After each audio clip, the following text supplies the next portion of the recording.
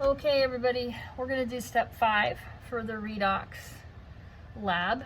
You can see me, I'm in my back room here where I've got a stirring machine that you would be using if we were in the lab. This is actually a dual function where you have a hot plate and the stirring ability. So it keeps your hands free and you're able to work pretty nicely through the experiment. So what I'm gonna do is have my clean beaker. It's got a little bit of water in it. And I'm gonna follow the directions for number 5. This is called the reduction of the permanganate ion. So permanganate is noticeably very dark in color. So if you're looking in the inside of the bottle here with me, you're gonna see some crystals that really, they're not really crystals, they're like specks. So this is a whole bunch of potassium permanganate, which I'm not gonna use. I'm gonna use about that much. There's hardly anything on there.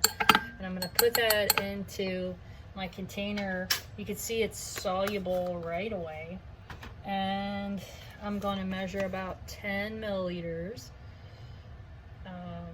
I would use a graduated cylinder if I cared about that amount. I don't, because we're not looking for an unknown here concentration like we do for the acid-base titration. This is actually called a redox titration.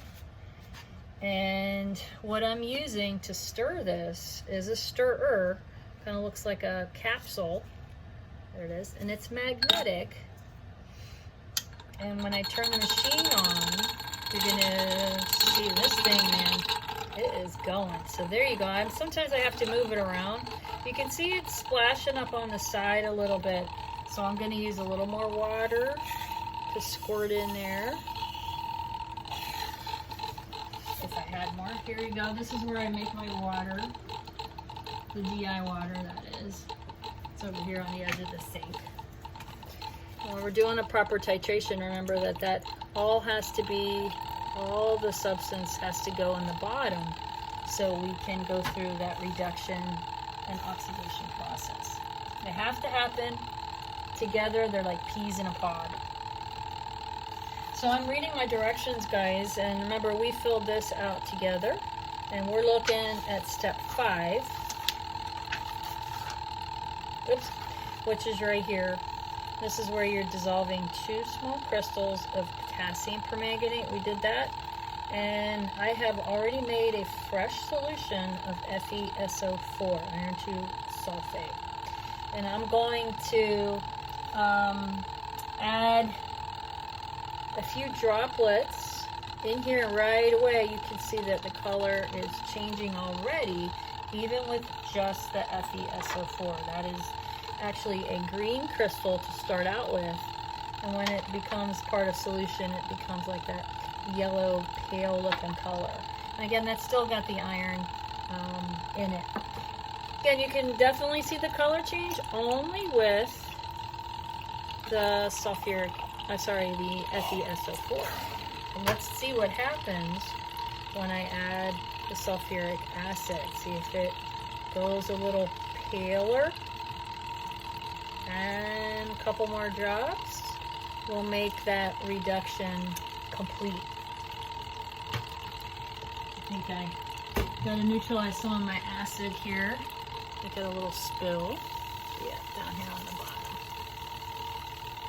So I'm going to turn my stirring machine off, and you can see definitely then the permanganate, or the manganese, part of permanganate went from a +7 to a +4 when it turned brown, and then to a +2.